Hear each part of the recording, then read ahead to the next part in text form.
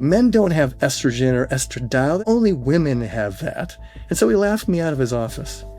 And I'm thinking, oh my God, how could this idiot not know that men have those too? And so I was horrified that my doctor, who I thought was somebody of some mental caliber and had a bunch of training, would at least understand these things. Dave Pascoe is a data-driven health optimizer who takes self-experimentation to the next level. He is a biohacker and athlete who at age 62 and a half looks, feels, and performs like a 38-year-old. When you're targeting for the reference range, you're targeting to be average for the population of sick people. Why would anybody in their right mind want to be average for a population of sick people?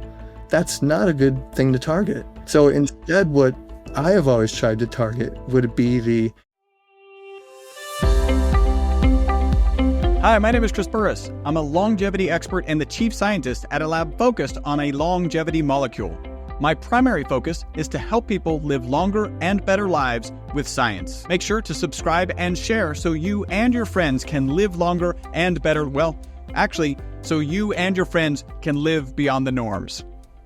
Hi, and welcome to the next episode of the Live Beyond the Norms Health and Longevity Podcast. We have a very unique guest today. I first met Dave at Dave Asprey's biohacking conference in 2024. Dave Pascoe is a data-driven health optimizer who takes self-experimentation to the next level. He is a biohacker and athlete who at age 62 and a half looks, feels, and performs like a 38-year-old. Not surprisingly, his epigenetic age test report his cellular biological age to be just 38. The result had Dave ranking higher than Bryan Johnson in the Rejuvenation Olympics at one point.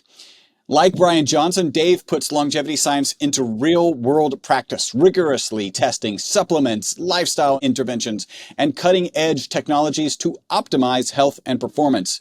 Unlike Bryan Johnson, Dave spends about $15,000 a year versus Bryan Johnson's $2 million per year. Today, we'll explore his top longevity hacks and his favorite and least favorite biohacks and what the future of anti-aging science looks like. Get ready for a fascinating conversation. Dave, thank you so much for joining us today. Thank you so much for having me. It's great to be here. So, and we had such an amazing conversation back in 2024. I'm just hoping we get to recreate just some of that because it was such a great early on conversation. But before we jump into your area of expertise, I want to go farther back, like much farther back. What was it like growing up as little Dave? I'll say Dave instead of David because that would imply you were in trouble at the time. Where did you grow up? What were your parents like? If there was some event or someone you could pinpoint as the reason you would ultimately become a biohacker and on a national stage with one of the slowest aging rates, what or who would that be? Wow. So this is a chance for me to throw my parents under the bus here. And then they'll call you David. Yes, they would. Oh, they're no longer with us, unfortunately. But I have unfortunately thrown them under the bus on other podcasts. My dad was a very difficult guy. He didn't handle children well at all, because his father was even worse. So I guess my dad was an improvement upon his father. But yeah, I would ask questions as a kid because I was very inquisitive, and I thought, well, who else could answer my questions but my parents, or the adults in my life, right? So I would ask questions, and my dad would always tell me that my questions were stupid and to just shut up. Very gruff. And so it got to be kind of a running joke after a while. If I would ask something, he would just say, "Hey, David, you know what?" And I'd be like, "Yeah, I know, I'll shut up."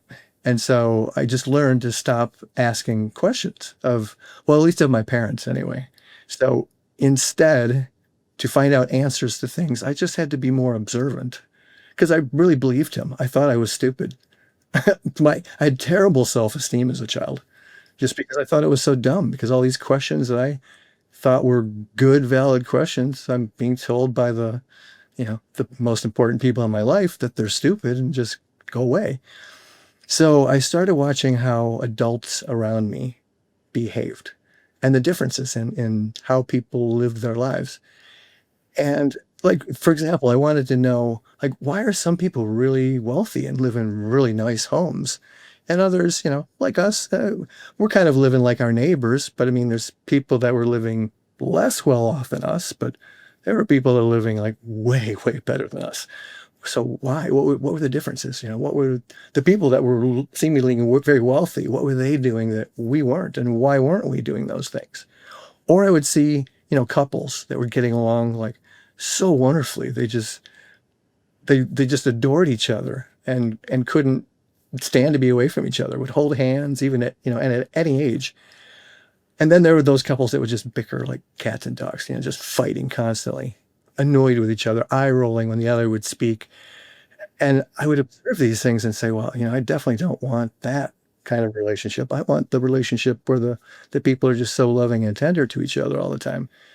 So I wanted to model those behaviors. And then I also saw people aging differently. I would see people that were, quite old in their 80s or 90s that seemed very vibrant and energetic. They just seemed way younger than their years. And then there were people like in their 40s and 50s that were beat up and aches and pains and, all kinds of diseases and ailments. And I wanted to know, all right, what are the successful people doing? I want to do what the successful people are doing. I don't want to do what these unsuccessful people are doing. In the example of health, right, watching these older people, I started noticing patterns. They weren't eating all the crap food. They were eating good stuff, vegetables, they were getting lots of exercise and sweating, and they were sleeping well. They were going to bed early and rising early. It almost seemed like they were going to bed with sunset and waking up with the sunset. Though like circadian rhythm was not even a term back then. I didn't know that scientifically later on we would validate that there was a good reason for that. But this was just many of the things that I observed that the very healthy people of those days were doing. And so I always tried to do those things.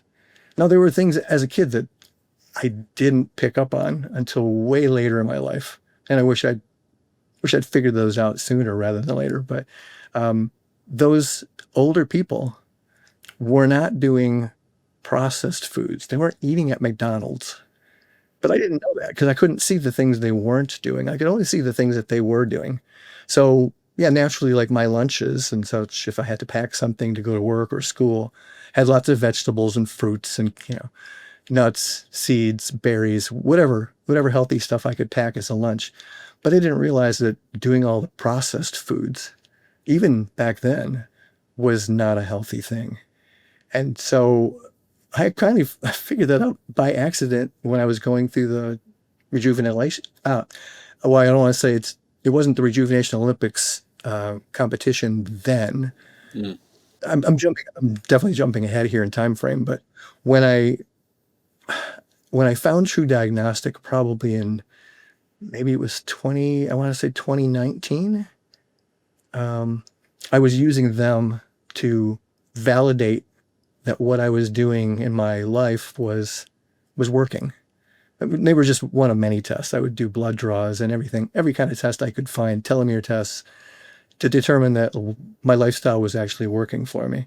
And it wasn't until probably it was about my third epigenetic age test, that I finally stopped eating all processed foods. And I got the score that qualified me for the Rejuvenation Olympics of 0.66. And I remember... Okay.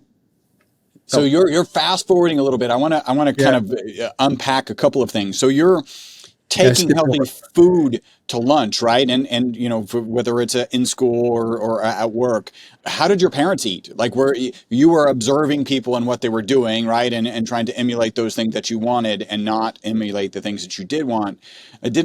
How was food treated in your house growing up? So that was a problem because I had no control over that as a kid, right? I just had to eat whatever mom served. And, my folks liked a lot of fried food. They liked a lot of meat, which wasn't particularly good meat. Yeah, so I couldn't really control what it was I was eating. So mom loved to prepare things out of a box or a bag. The quickest and easiest way for her was what we were going to have. So it was a lot like hamburger helpers and shake and bake and, things like that were really popular of the day. So I would say we weren't eating particularly good. And my parents smoked, they drank, they did not exercise. They were not about healthy living at all. Mm. So you're at some age when you start kind of being responsible for your own lunch, you're already like, this doesn't feel right.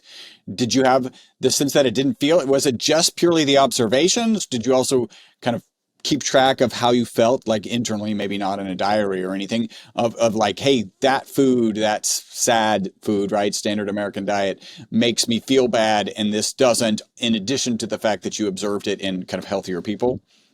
Yeah, I mean, I noticed seemingly crazy things that I would ask other people if they noticed, and they would say no. But like, I loved M&Ms, right? So I would crack open a bag of M&Ms, and I'm not talking about the small bags, but they had the big like 2-pounder bags, right? And I would like snack on those while maybe I was at school or even later on at work.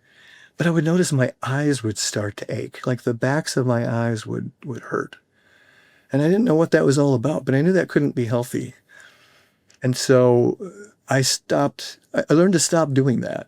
Also because I was eating a ton of sugar. I was drinking lots of soda, and peanut butter and honey sandwiches were my thing. I On have white bread, of course. on white bread. Yeah. So I have no idea what it was doing to my blood sugar, but I know that like most people, when you do high carbs and high sugar, by mid-afternoon, you're Yeah. dozing and you're having a hard time staying awake through class. Let's do a little bit more of kind of growing up. So you are in IT. I think you were a programmer at some point. What led you kind of down that path? Like, why'd you decide to go down that path? And I think you had a little bit of hacking going on when you were younger. Talk a little bit about that. Yeah, that's true. I was always fascinated by computers. So when I was in junior high, I think it was yeah, it would have been seventh grade, 1977. Mm. Yeah, that's a while ago. I took my first programming class, and it was amazing that they even offered a class like that in our school because there were no home computers. There were no microcomputers back then. We had a mainframe for our county's uh, school district. Uh, and so, and it wasn't just used for the school district. I mean, it was used for pretty much everything in the county. It was their mainframe for everything. But I had access to that because we had a system. It might even still be in existence today. It was called the Michigan Occupational Information System. It was a database and an application that was designed for students to try to figure out where their aptitudes lie, and so what job might be good for them. And then, which like school, which college or university might offer that program that you would want to go to. So I'd gone through that a few times and played around with it. And of course, I had the aptitude for computer science, and I knew that. Um, and I meant to say also that when we were doing these programming, it was on punch cards. So you would have to type in a single command on a card that you couldn't necessarily read, and you'd have this whole stack of them. You'd have to give them to the teacher, and then the teacher would drive to the intermediate school district, run it through as a batch job, and you'd get your results back the next day. So you only got one chance at getting your program to work right each day. And so I think he would give us maybe 2 weeks to get a program to work. So you had that one chance each and every day. So basically you had 10 chances at running it, which was very frustrating. And you can imagine, like, if you had to go back to that today, it would drive people insane. And then if you dropped your punch cards, they were all out of sequence. So trying to figure out how they went back together again to make your program statements in the correct order was just a nightmare. So now you're doing programming on cards in high school. The direction probably seems pretty clear. Maybe the Commodore 64 starts coming out. You start getting some Apple IIe's We happening. had we had some TRS 80s. Yeah. But then there's this Michigan Occupational Information System was out, and I had a spare hour. I think it was my fourth hour. I volunteered to work in the library to take other students through the process of using the system to figure out what their aptitude was. And more times than not, people would sign up and then just not show up for their session. So I'd have nothing to do but play with this software on my own. And having been a programmer and knowing BASIC quite well at that point, because I learned Fortran first, that was Fortran 77, and then BASIC.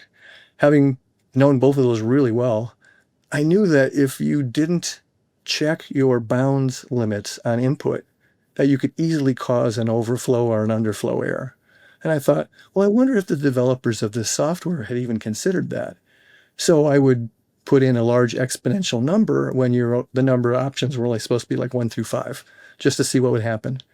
And much to my surprise, I found that the programming was lacking and the program would bomb based on putting that improper input in. And once it did, I was at the command level of the whole operating system, and I could go anywhere and do anything and see everything. And so I pretty much hacked all around the intermediate school district's computer system. I could see every student's grade in the whole county. I could have changed grades if I wanted to, but I knew that if I went and did anything like that, that there was like me and maybe 2 other kids in my school, at least, that were the computer nerds. We would have been the first people they would have looked at. So I didn't dare touch anything like that. But through the course of the year, there's only so many things that you could go investigate before you start getting a little bored. And I found there was a professor that was working on a text-based Star Wars game. And so I started playing the game, and it was very fun. It was pretty brilliant the way it was written. But there was a point in the game that would always bomb out.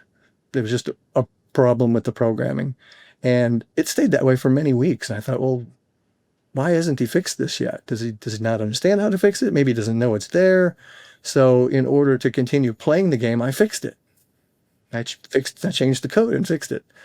And then, so then I continued to play this game for a while. And then I think I even got a little more bored, and I decided to change up some of the text that it would tell you if you did something dumb in the game. And so I added an expletive to one of the statements that it would make. And again, not thinking anything about that this would raise any red flags. I don't know why I didn't think this, but dumb kid, right? So it would have been about the time I was maybe a junior. I was in a computer class with a senior, and the senior happened to have a job at the data center. And he really thought he was the bomb, right? So he was telling me all about his job and how cool he was. And he starts telling me about this hacker that they had detected on their system that they were looking for. And I'm like, I'm fascinated. But then as he starts explaining, I'm realizing, oh my gosh, this is me he's talking about. So I just kept my mouth shut. I didn't say anything for the longest time. I think I finally told him just as he was graduating, and he didn't believe me, but then I had to reveal some things that only I would have known, and then he finally believed me. But yeah, so it was so much fun because I was getting intel from him on everything they were doing to try to find me so that I knew what not to do. So that's awesome. So if you think about the stereotypical hacker, they're not usually focused on health and exercise, more like pizza and gaming, right? Did you always have a focus on health? Like, what was your condition at that point? And then did you so you were different, talk a little bit about how health was playing a role in your life at that time. Yeah, well, I don't think I fit into any single stereotype when I was in school. I probably would have been a jock, except I ended up getting braces when I got into junior high school. And so because I had braces on my teeth, my parents wouldn't let me play football, which is what I really, really wanted to do. That was my goal, my ideal to be like the football hero that, dated the prom queen, right? But obviously that didn't happen because I had braces on my teeth and I had the hair that was bushed out to here, and I didn't know anything about conditioner back then. So I looked pretty geeky. So, but I ended up finding out that I melded really well with the burnouts because they were kids that I grew up with right around the block and on my street. So I knew all of them growing up through elementary school. I knew all the geeks because they were all in my computer classes. I knew all the jocks because I was able to, keep up with them in some of the sports stuff, even though I was not really involved in sports. This would have been off the field kind of things. So I was one of those kind of kids that whenever we'd have a party, I would bring people from all the different cliques together. So I don't know if that's important or not, but to your point, yes, I didn't fit into any one of those single categories, but I bridged all of them. So That's And very, then, so we have a parallel. I actually mentioned kind of in my book that I used to get along with the potheads and the geeks and the athletes, and so I could kind of morph between those. So we have some. It's not surprising that our conversation was so fun that first time. So when did you realize? So this is probably fast forward, or maybe there's some time in the period. When did you realize? One, that you had significantly more focus on health than the people around you in general, and then when did you realize you were a biohacker and really start focusing on biohacking for your health?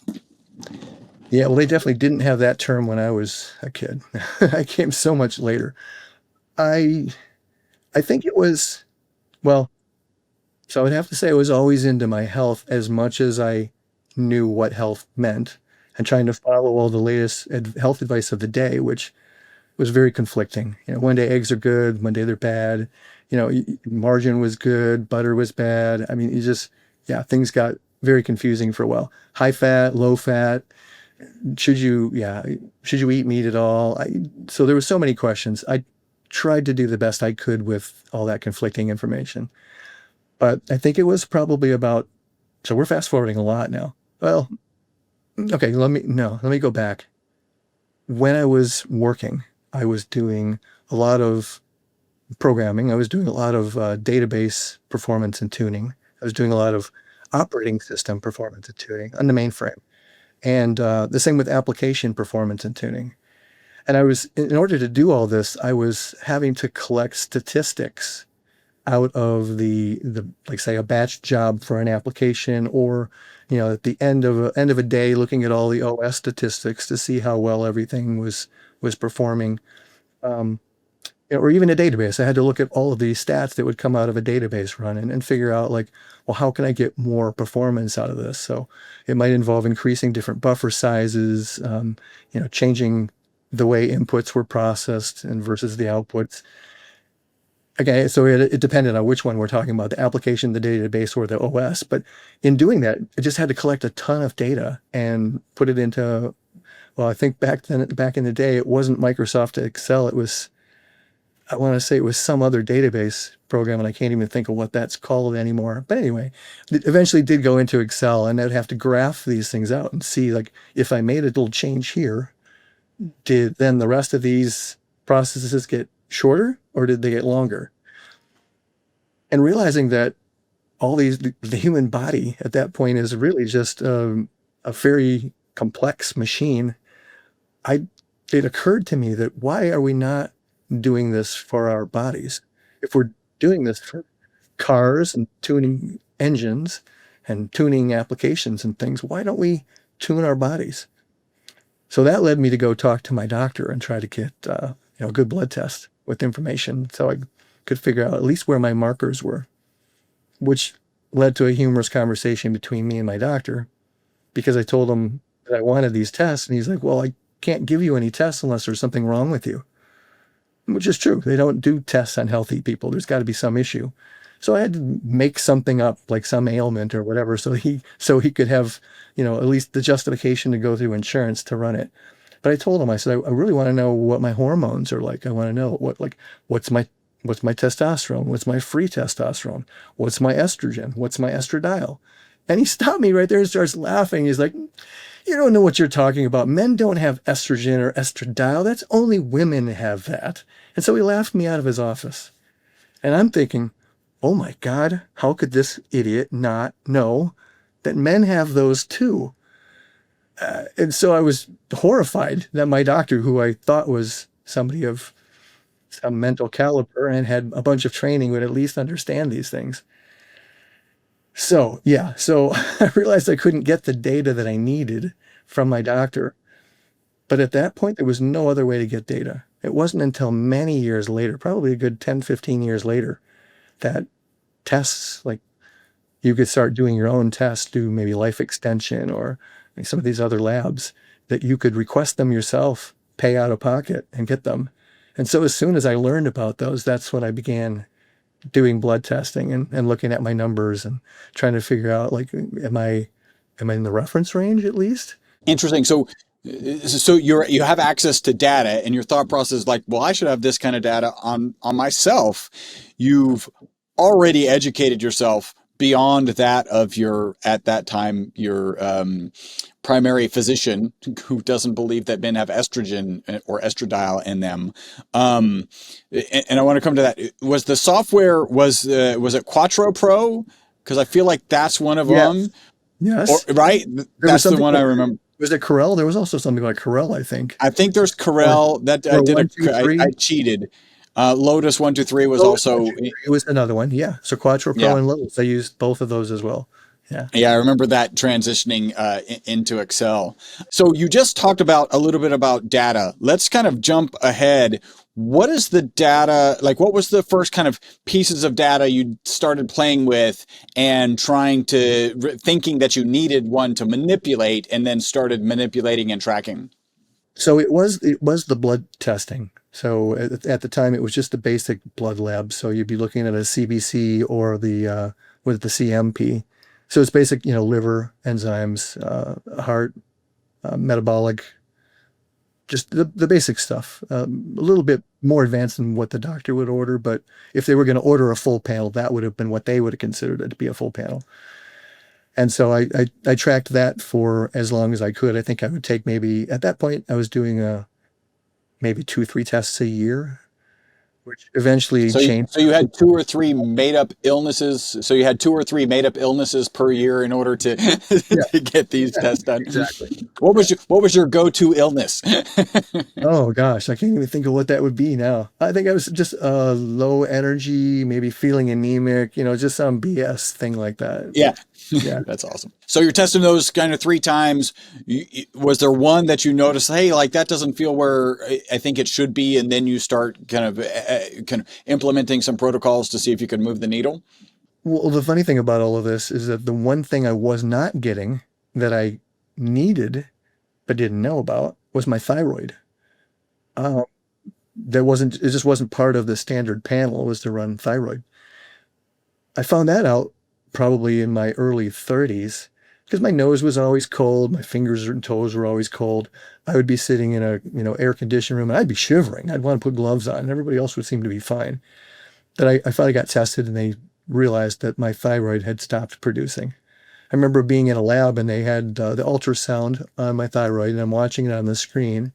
And then the lab tech is saying, "Oh yeah, he's showing me the outline of this, bow tie shaped thing."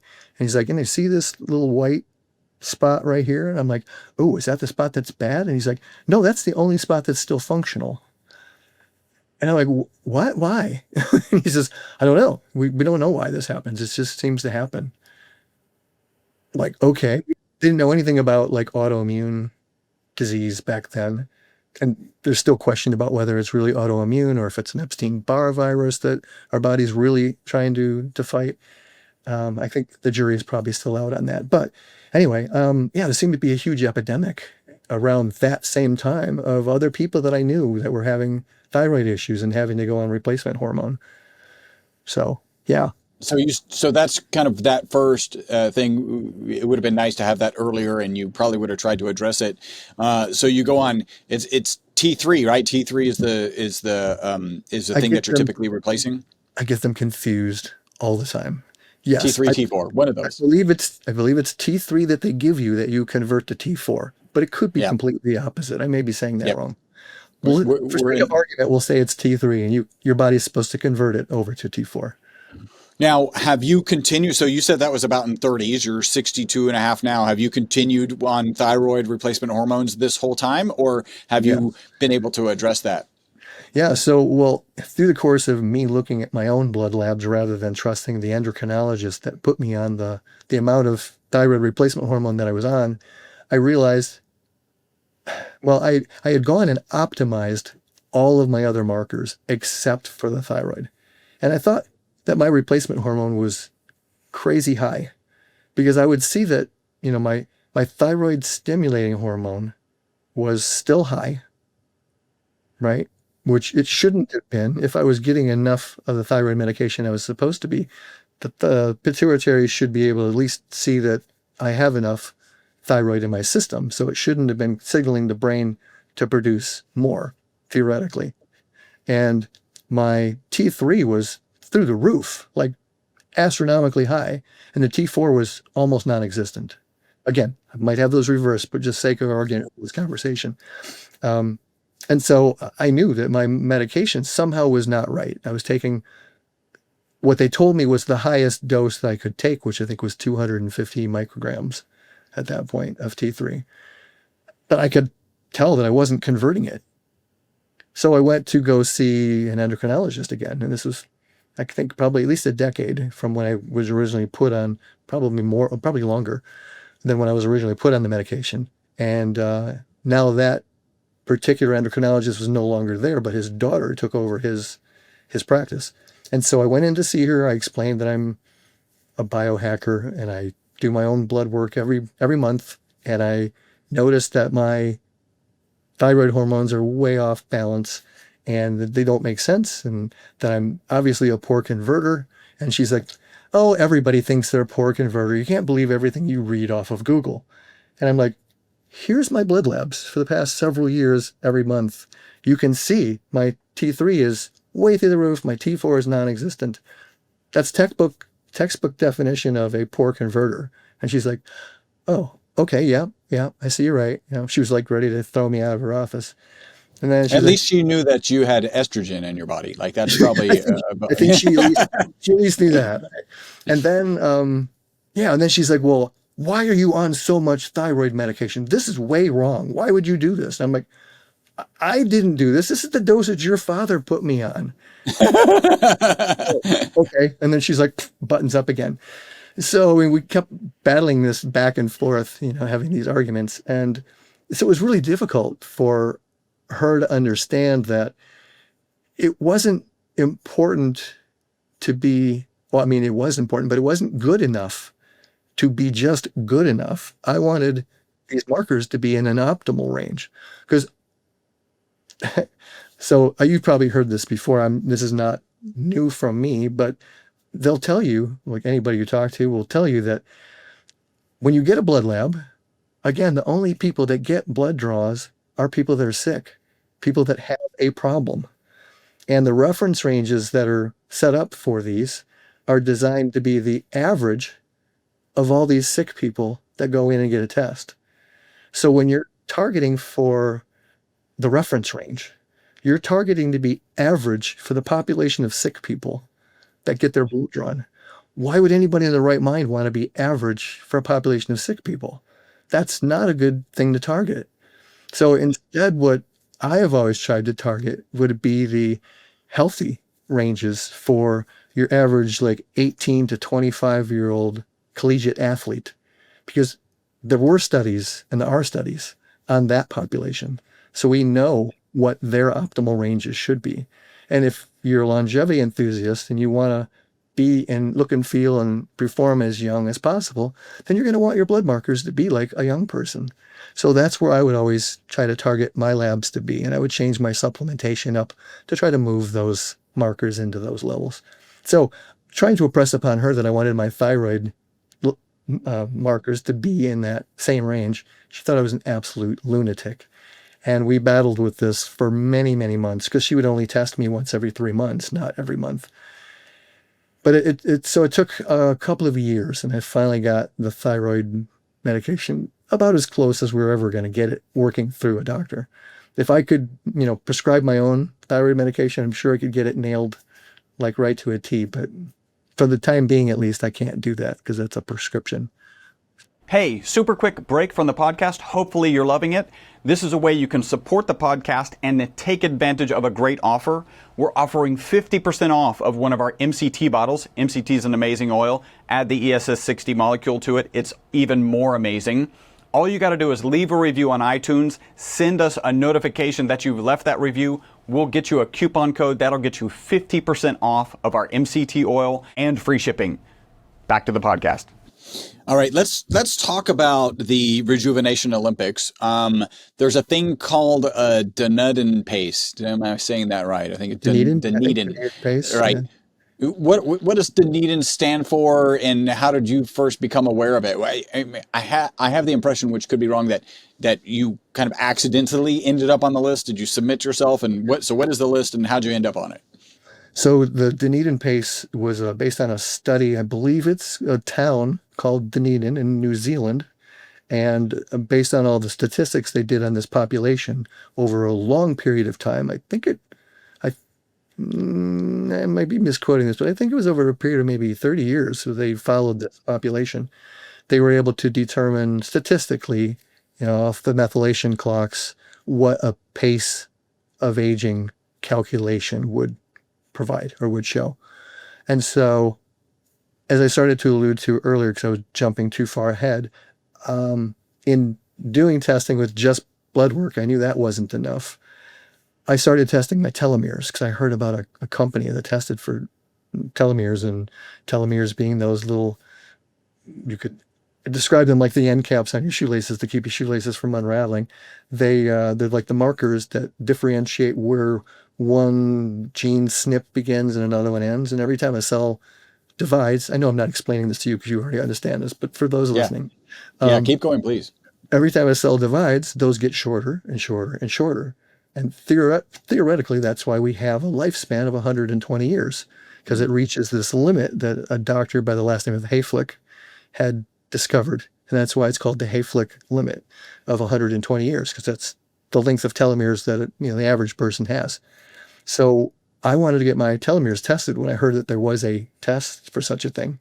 So I'm expecting the results to come back and tell me that I've got the telomeres of a 20-year-old, because I was Joe Cool. I was training for my first marathon. I was doing P90X regularly as a workout, which is a super extreme workout. And Yeah, just for a frame of reference, anybody who's not familiar with P90X, I think the first time somebody mentioned it to me, like, yeah, you should try P90X, and I was kind of aware it was out there. He was like, yeah, I did it. The first 3 days, I just threw up every day. Like, that's how intense the workout is. So it's an intense. It's probably a re-hit workout, not a hit workout. Yes. Yeah, that's a great definition. I always tell people if you can stick with it for the first 2 weeks, it gets easier because your body starts to get adjusted to it. But hardly anybody makes it through the first 2 weeks because you're just sore everywhere. You realize you've got muscles you never knew existed. But anyway, yeah, I loved that workout because it completely changed my body composition. It changed it changed the way I looked. It changed the way I felt. It changed the just how proud I was to walk around in the world. Because finally I had some confidence that I looked good, and women started to notice, which was another thing. Like, wow, okay, this is something. I started doing it because I thought it was BS. I'm a total skeptic on everything. So when I try something, I usually try it to prove it doesn't work. But within the first 30 days of P90X, I was starting to see benefits. In the first 60 days, I'm like, holy crap, this is awesome. And then by the end of the 90 days, I mean, I was just jacked. I looked great, way better than I look today, because it was so much easier to put on muscle back then than it is now. But that would have been 92, I want to say. No, it couldn't have been that. Maybe it was 1998, I think, that I started. Yeah, my kind of that conversation that I had was right at 2000, maybe even 2002. Yeah. So you found this Horvath test, right? This telomere test. Yeah. So I took the test, and the results came back. It said I had the telomeres of a 68-year-old. And I was just turning 50 at that point. Yeah. So I was shocked because here it was. I thought I was doing everything right. So I took the company at the time that doesn't exist anymore, offered a consult with a staff physician. And so I scheduled a call, took the call, and the first thing they wanted to know was about my lifestyle. I thought, okay, yeah, I realize lifestyle has a lot to do with it, but I was thinking lifestyle in terms of, what I ate, maybe how I exercised, how I slept. That's the kind of lifestyle I was thinking that they were asking about. But then they said, no, we want to hear about what's your everyday life like. And I was like really puzzled by that. So I thought, oh, okay. Well, yeah, so I'm a marathon runner, or at least training. I think at that point it was for my second marathon. I have a really stressful job. I'm a network security engineer and architect. And, things can go from 0 to 60 in no time flat if we have some sort of breach. And yeah, so that's terribly stressful. Oh, by the way, I'm taking care of my parents who were both battling cancer, so I'm their sole care provider. I had to move back in with them to take care of them because they had cancer at the exact same time for their second cancer. And and I do P90X, as a workout. And they're like, whoa, whoa, stop, stop. Wow, we have seen short telomeres with endurance athletes who, put out a lot of stress on their bodies and wear themselves down from the high miles. We've seen it with people who have really stressful jobs.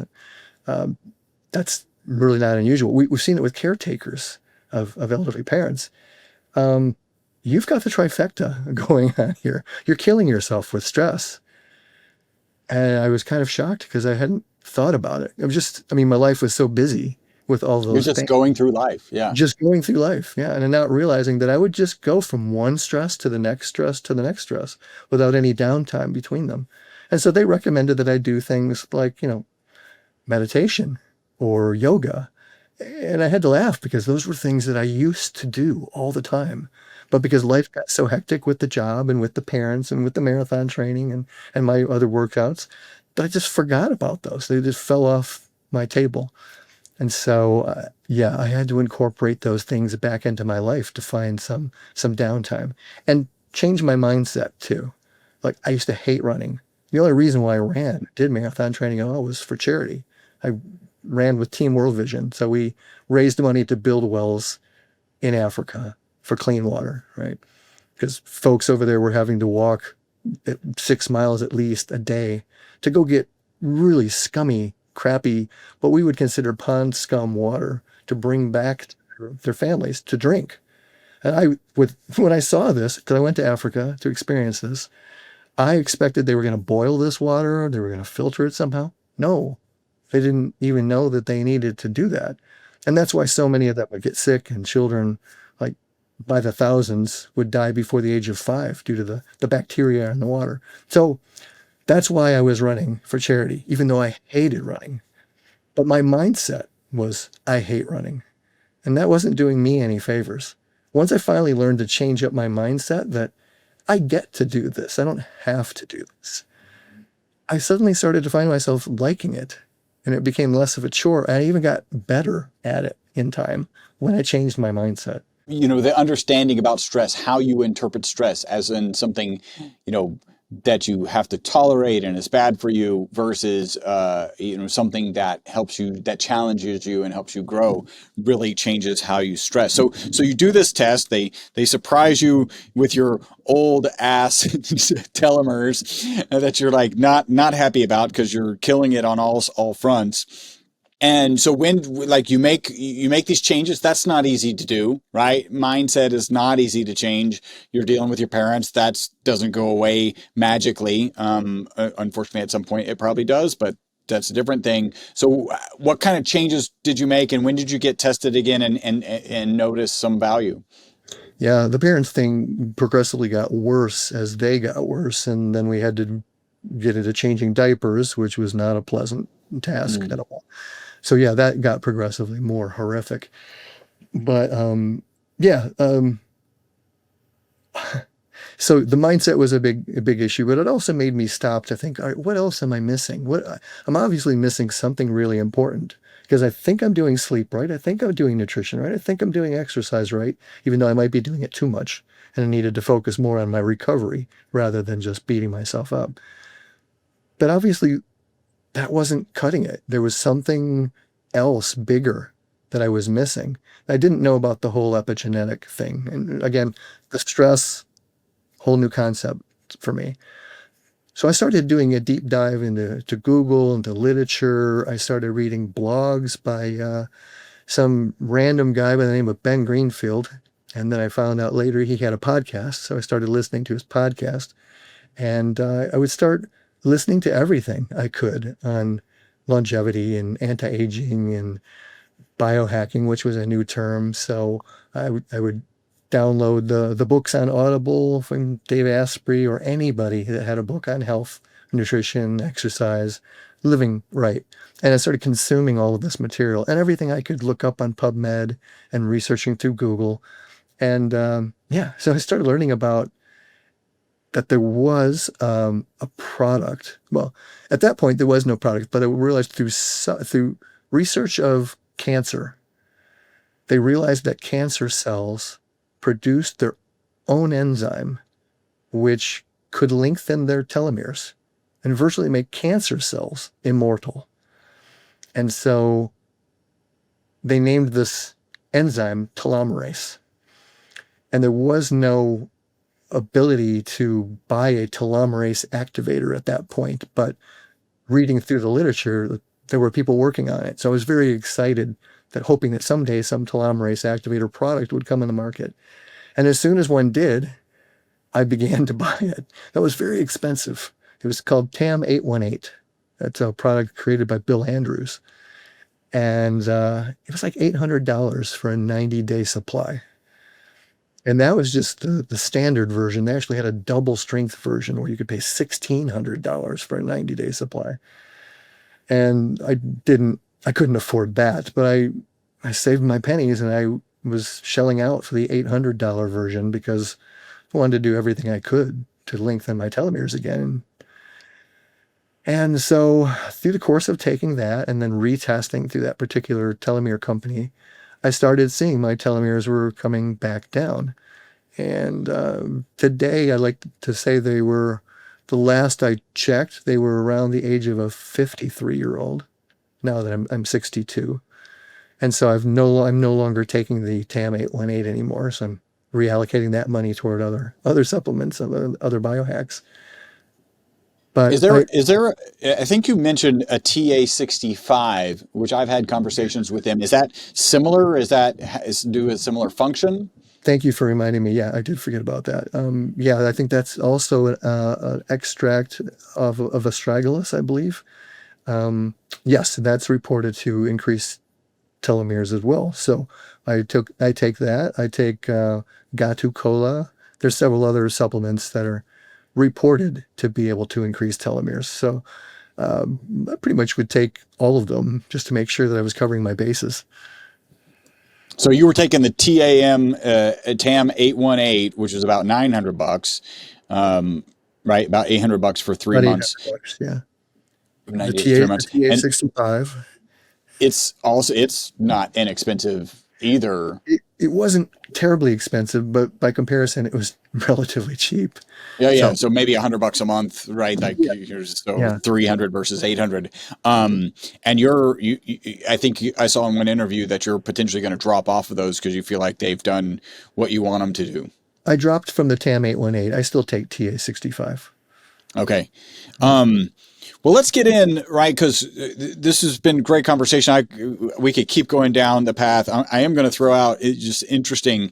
You mentioned that you drop off of meditation and yoga because you were too busy. And I really love the statement about meditation, which is you should meditate 10 minutes every day.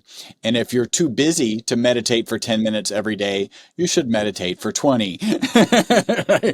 So it's interesting how those sit when you get, and it's also, how life can so simply get out of control. Like if you had woke up one day with that level of stress, you'd be like, this isn't normal. But as you ease into it, right? Like as your parents are going downhill and you're just taking the next step, right? And accepting the job, the promotion that gets you to the more stress, you just get used to it. And that's how life can go.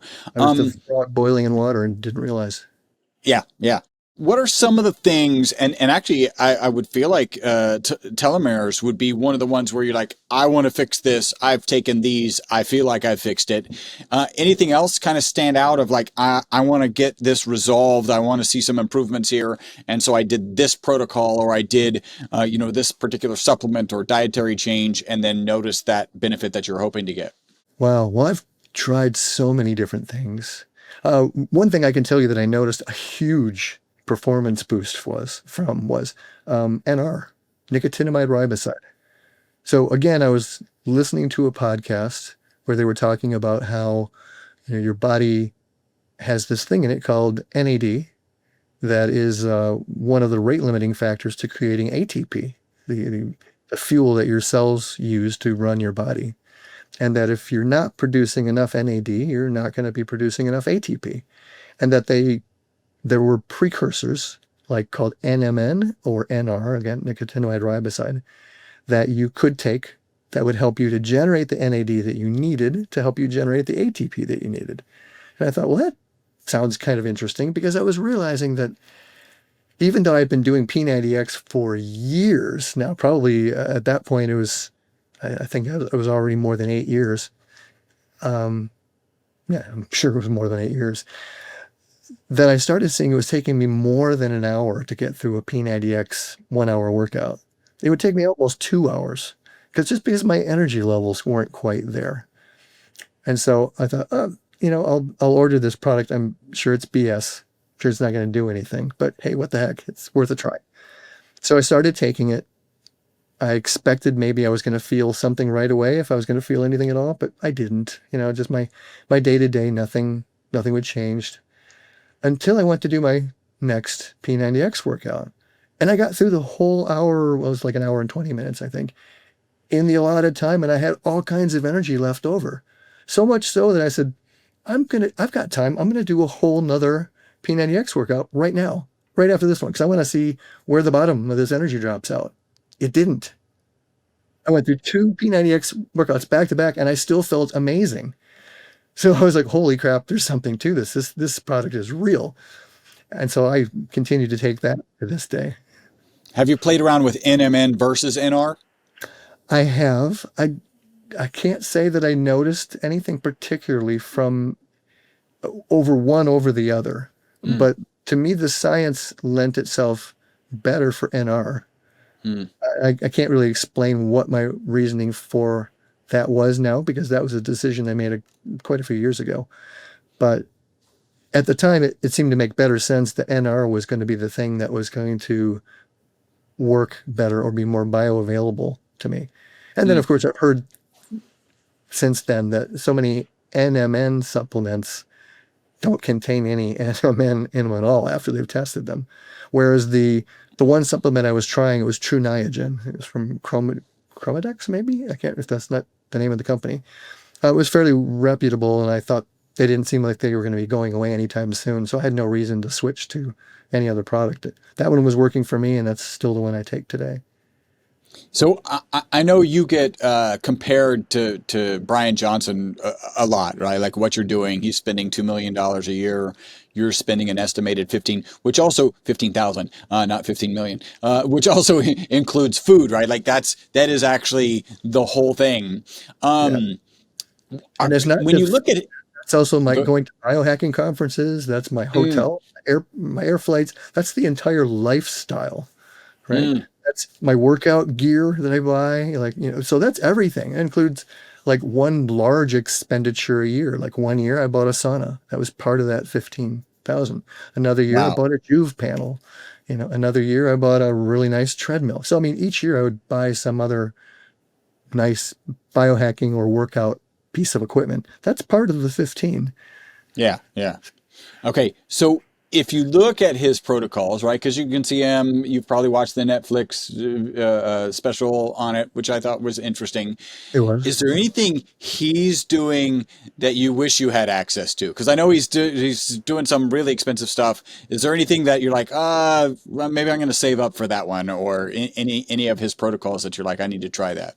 I would love to have the kind of money where I could go in and just get plasmapheresis done, because that's like 8 to 10 grand to go in and sit down and have your plasma filtered, which is a wonderful modality to have. But I can't afford that. So instead I do plasma donations, and they pay me for that, which is really nice.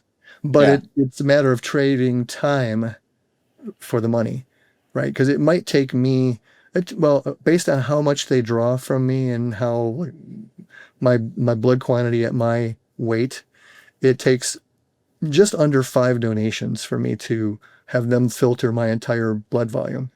And each of those donations takes about 3 hours to go through. Not because the process takes that long. It's because there's usually a long line, and the donation centers are understaffed and terribly inefficient. And you're not in there with the best of clientele, because it's a lot of people that are just wanting to get money for booze. And, it can be a pretty seedy place to be in. So it's a big trade-off. Whereas if I had the money, I could just go into a clinic and sit down for an hour and a half, maybe 2 hours, have it all drawn one time. That saves me the 15 hours of 3 hours for 5 visits later.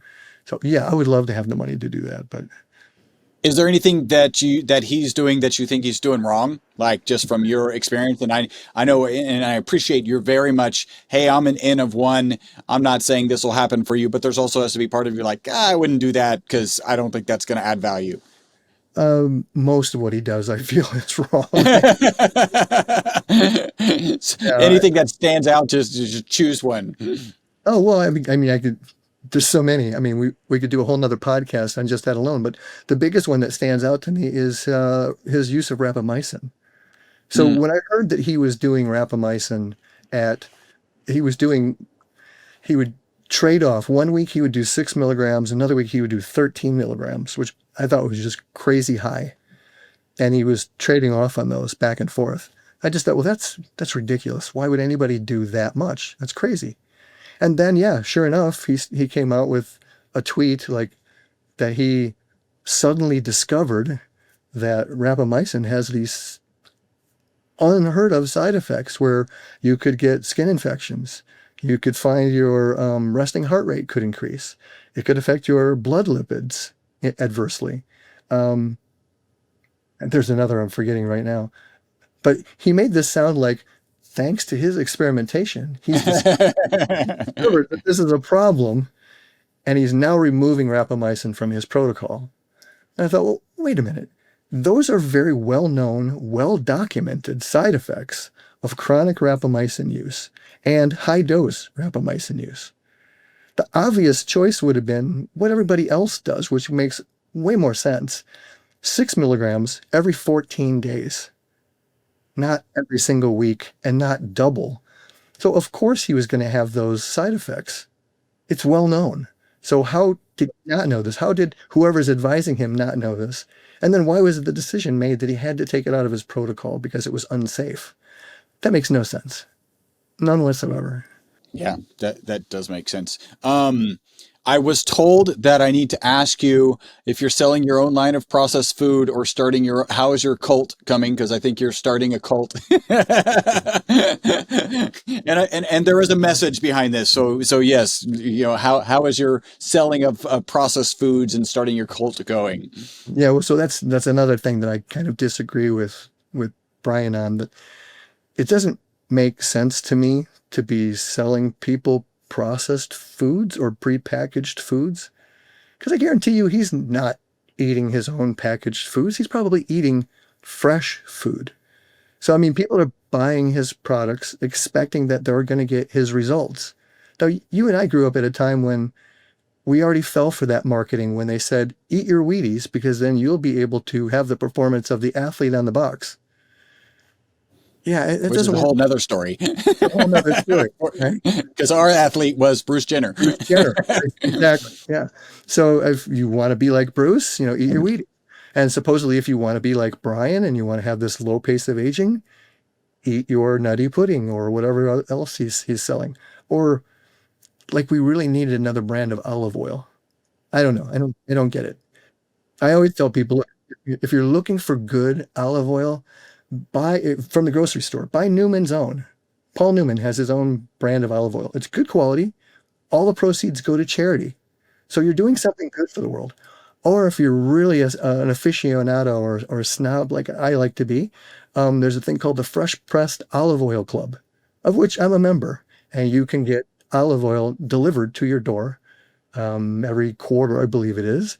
And you'll get like a certificate, like it's a COA, that tells you exactly what olive grove this was grown at, what the name of the farmer is, how much water they used when they were growing. I mean, anything you want to know about this olive grove and the content of the phenols and everything else that's in this olive oil is there for you. So super high quality. But I get irritated because he loves to tell people or scare people that the quality of whatever they're getting has so many heavy metals and bad things in it. You have to get his brand because it's healthier. It's the only one. Yeah. No, that's a little frustrating. And we certainly believe in olive oil having that's our most popular version of our product is in olive oil.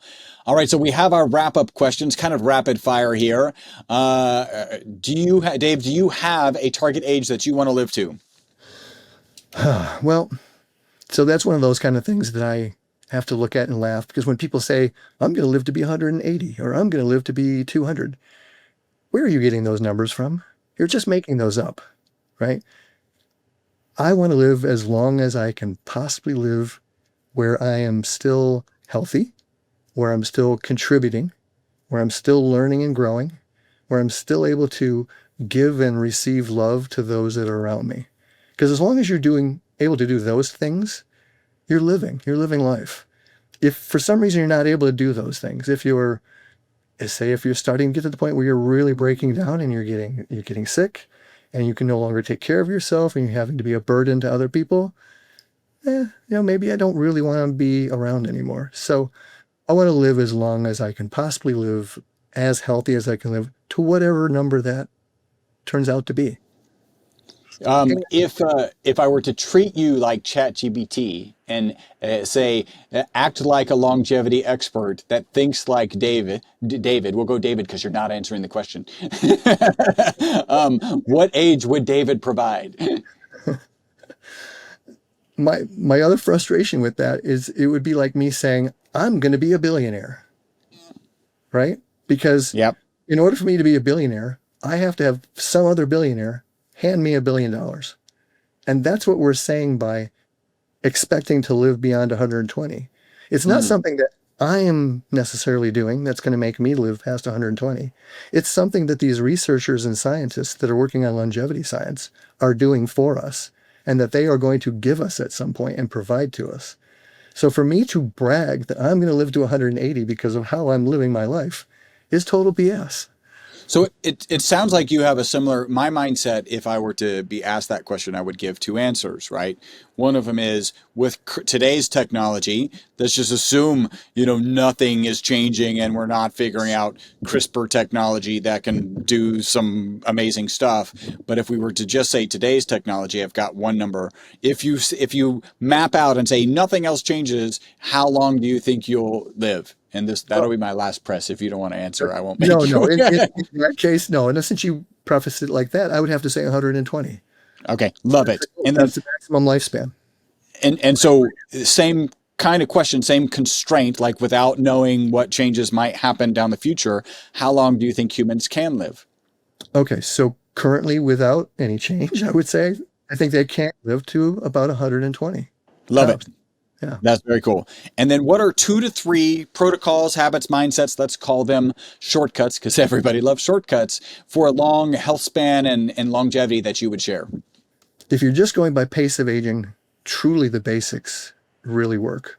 So good sleep, nutrition, exercise, sweating out toxins, avoiding processed foods. That's huge. That's key. Awesome. And what are 1 to 2 things that people get absolutely wrong regarding a long life and a long health span? Depends on which group we're talking about. So if it's the group that believes that they're going to live forever just by eating packaged food that they're buying from a longevity influencer, that's totally wrong. That's not going to work for you. So maybe we could say believing that there is a shortcut.